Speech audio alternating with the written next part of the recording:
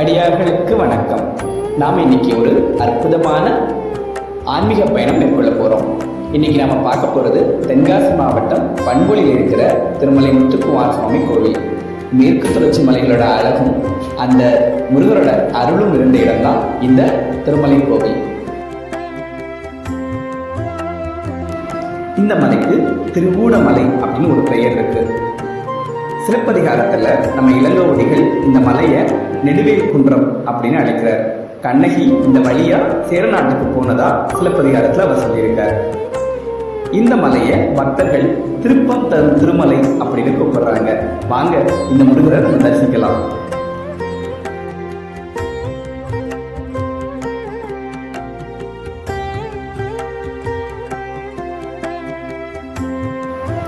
மலை ஏறும்போதே கீழே ஒரு அழகான விநாயகர் ஆலயம் இருக்கு.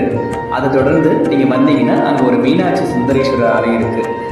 அங்க விநாயகரையும் நம்ம சிவபெருமானை வழிபட்டுட்டு அதுக்கப்புறம் நம்மளோட முருகர் பாதங்களை தரிசிச்சுட்டு நம்ம மலையேற ஆரம்பிக்கலாம்.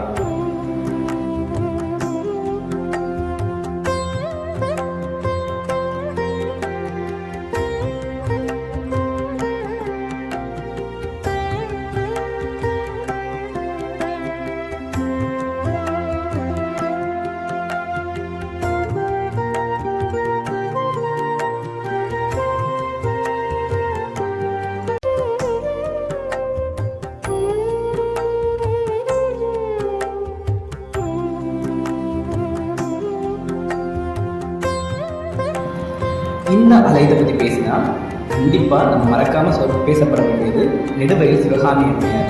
அவங்க ஒரு சிறந்த முருக பக்தர். இந்த ஆலயத்துக்காக பல திருத்தொண்டுகள் செய்திருக்காங்க. இந்த ஆலயத்தோட இந்த பிரம்மாண்டமான கட்டிடங்கள் எழும்பிடிக்கிறதுக்கு முக்கியமான காரணம் இவங்க தான். இந்த கோயிலுக்கு அந்த காலத்திலேயே நிறைய கற்களை மேலே ஏற்றிட்டு போயும் ஊர் ஊராக போய் நிறைய நிதி திரட்டியும் இந்த ஆலயத்துக்கு இந்த கோயில் எழுப்புறதுக்கு உதவியாக இருந்திருக்காங்க. ஒரு தடவை இந்த ஆலய பணி நடந்துட்டு இருக்கும்போது மேலே இருந்து பெரிய கற்கள் உருண்டு வந்துச்சாமா. அப்போ கீழே வேலை பார்த்துட்டு இருக்க பணியாட்களுக்கு எதுவும் ஆயிடக்கூடாதுன்னு தன்னோட தலையாலே முருகா முருகான்னு சொல்லிட்டு அந்த உருண்டு வந்த கற்களை தாங்கி நின்னாங்களாமா. அப்பேற்பட்ட பக்தி கொண்டவங்க இந்த நெடுவயல் சிவகாமி அம்மையார். அது மட்டும் இல்லாமல் இந்த கோயிலோட சொத்துக்களை பல பேர் ஆக்கிரமிச்சிருந்தாங்களாம். அவங்ககிட்ட எல்லாம் இருந்து நீதிமன்றத்தில் போய் வாதாடி அந்த சொத்துக்களை மீட்டு கோயிலுக்கே திருப்பி கொடுத்தாங்களாமா. சிவகாமி அம்மையாரோட திருவுருவ சிலையையும் அவங்களோட திருவுருவ படத்தையும் நீங்கள் மூலவசனத்துக்கு போகிற வழியில் வெளியே பார்க்கலாம். திருமலை கோயிலுக்கு எதிர் கொஞ்சம் தூரத்தில் இருக்கிற வண்டாடு பொட்டல் அப்படிங்கிற இடத்துல இவங்க ஜீவசமாதி அடைஞ்சாங்க. அவங்க ஜீவசமாதி அடைஞ்ச அதே இடத்துல இந்து அறநிலையத்துறை அவங்களுக்காக ஒரு ஆலயம் எழுப்பி அங்கே பராமரிச்சுட்டு இருக்காங்க. ஆலயத்தில் முருகனை தரிசிச்சுட்டு நீங்கள் திரும்ப உங்கள் ஊருக்கு போகிற வழியில் வண்டாடு பொட்டலில் அந்த ஜீவசமாதியை நீங்கள் தரிசிக்கலாம்.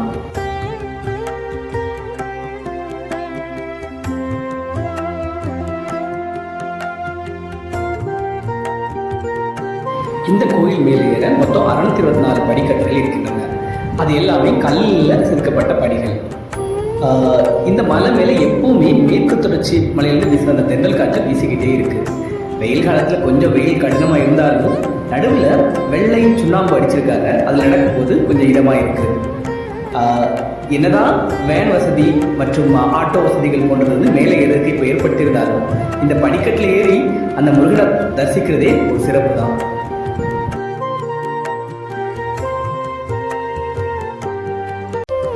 இந்த ஆலயம் குற்றாலத்துக்கு மிக அருகில் தான் இருக்குது. தென்காசியிலிருந்து அப்புறம் செங்கோட்டையிலிருந்து இந்த ஆலயத்துக்கு தினசரி பல பேருந்துகள் இயக்கப்படுகின்றன. திருநெல்வேலியிலிருந்து கூட நேரடியாக இங்கே மணிக்கணக்குக்கு பேருந்துகள் இருக்குது.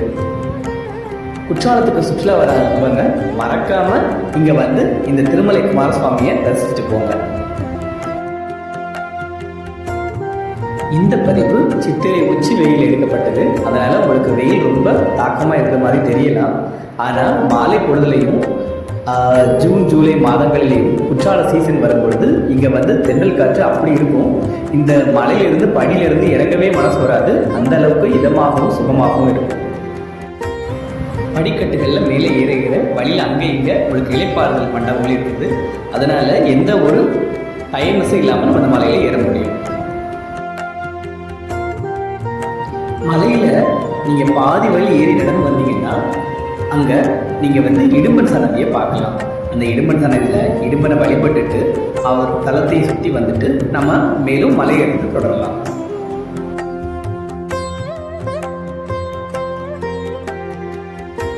இந்த தலம் ஒரு விசாக நட்சத்திர தலம்.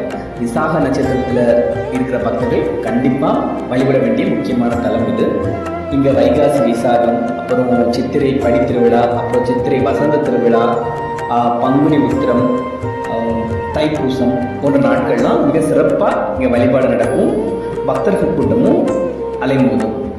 இந்த மாதிரி சிறப்பான நாட்களில் மட்டும் வேன் போன்ற கடக ரகங்களை வந்து மேலே அனுப்ப மாட்டாங்க. நம்ம படிக்கட்டில் நடந்து போகணும். அப்படி இல்லைன்னா அவங்க கொடுக்குற அந்த வேன் வசதியை பயன்படுத்தணும். நீங்கள் சொந்த வாகனத்தில் வரும்போது இந்த மாதிரி முக்கியமான நாட்களை மட்டும் மலை மேலே அலோவ் பண்ணுறதில்ல. பொதுவாக வேன்களை மட்டும் அலோவ் பண்ணுறதில்ல, மற்ற வாகனங்களை அலோவ் பண்ணுவாங்க. மேலே தாராளமான பார்க்கிங் வசதியும் இருக்குது.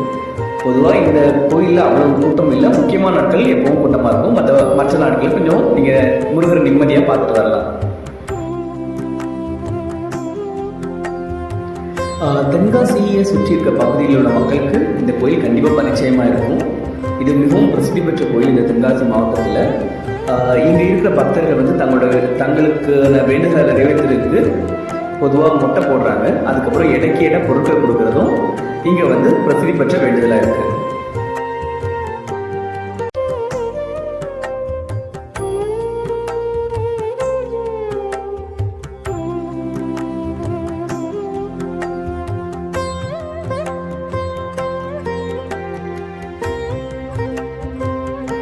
குன்றெல்லாம் இருக்கிற அந்த முருகனை தேடி தேடி பாடுற நம்ம அருணகிரிநாதர் இங்கேயும் ஒரு திருப்புகழ் பாடியிருக்கார். அது என்ன திருப்புகழ்னா, மனசமொத்த பத குருநாதா மலை பிடியும் தமிபாலா அனக தத்துவமை பொருளோனே அடியன குனது கடல் தாராய் எனது உயிரோ தவதீரா எழுக பரமை கிளையோனே நினைவன தெரிவை குறியோனே திருமலை குமர பெருமாளே.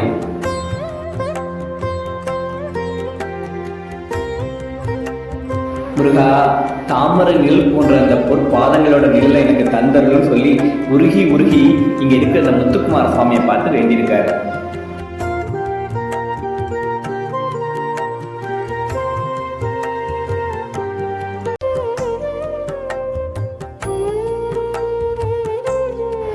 இந்த பண்பொழி மிகவும் ரொம்ப அழகான ஊர். இயற்கை எழில் கொஞ்சம் இந்த ஊருக்கு நீங்கள் போகிற வழியே பார்த்தீங்கன்னா சுற்றி மாந்தோப்பு, நெல்லிக்காய் தோப்பு, அப்புறம் கொன்றை மரங்கள்னு சொல்லிட்டு பார்க்கவே அழகாக இருக்கும். அங்கே சின்ன சின்ன குன்றுகள், நீர்ச்சுனைகள் சொல்லிட்டு அந்த ஊருக்கு போகிற வழியே வந்து ஒரு இயற்கை எழில் மிகுந்த இடமா இருக்கும்.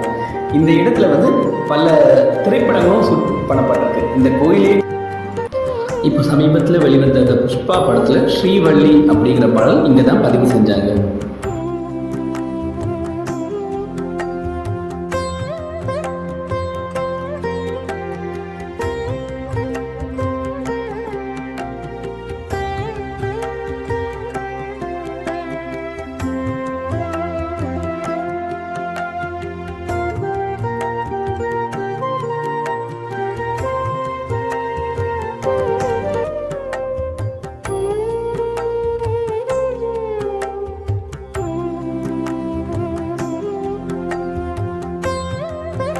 இது அகத்தியர் வந்து வழிபட்ட தலம். அகத்தியர் வழிபடும் பொழுது அவர் அமைச்ச தீர்த்தம் பூஞ்சனை தீர்த்தம் அது இருக்கு. இந்த தீர்த்தத்தோட விசேஷம்னா இங்க எப்பவுமே நீர் வற்றவே வற்றாது. எப்பேற்பட்ட கோடையிலையும் இந்த சுனையில நீர் இருந்துகிட்டே இருக்கும். இங்க வந்து முன்னாடி குவளை மலர்கள் நிறைய பூக்குமா, அதை தேவர்கள் வந்து முருகருக்கு தினமும் எடுத்து பூஜை செய்வாங்க அப்படின்னு சொல்லப்படுது. அகத்தியர் உருவாக்க சுனை பூஞ்சனை இப்போவே இங்க இருக்கு.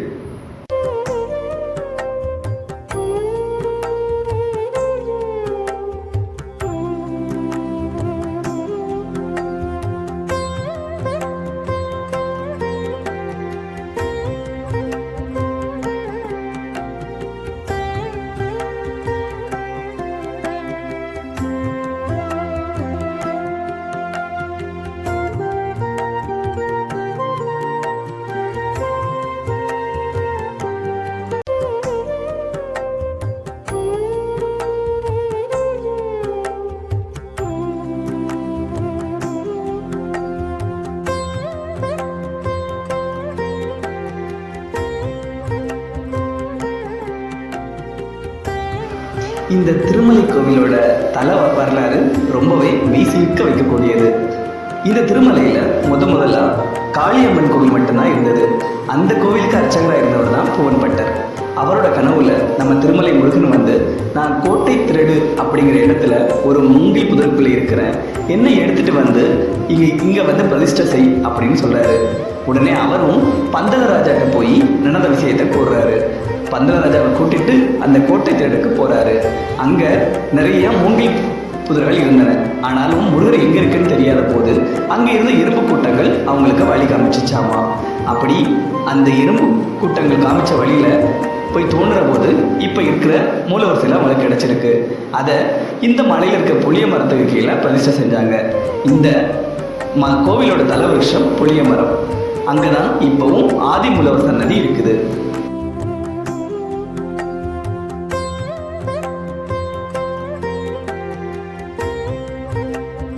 இந்த ஆலயத்தில் மலைப்பாதையில் மேலே ஆலயத்தை சுற்றி தங்கத்தேர் இழுக்கலாம். பக்தர்கள் தங்கள் கையாலே தங்கத்தேர் இழுக்கணும்னா 1700 ரூபாய் கட்டணம் செலுத்தி தங்களது கையாலே தங்களோட பிறந்த நாட்டோட விசேஷ நாட்களில் தங்கத்தேர் இழுக்கலாம்.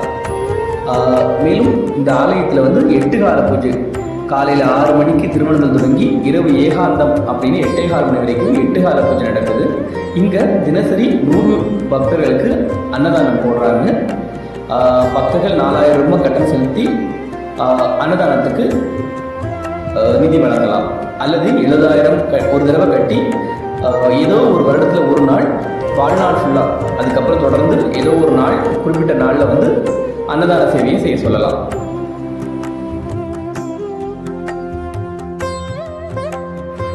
ஆலயத்துக்கு மேலே வந்தீங்கன்னா நீங்கள் பூஞ்சனிக்குள்ள பக்கத்திலே உச்சி பிள்ளையார் கோயில் பார்க்கலாம். இதுதான் இந்த கோவிலில் உயரமான இடம். இங்கேருந்து நீங்கள் சுற்றி மேற்கு மலை தொடர்ச்சியோட அழகையும் ரசிக்கலாம்.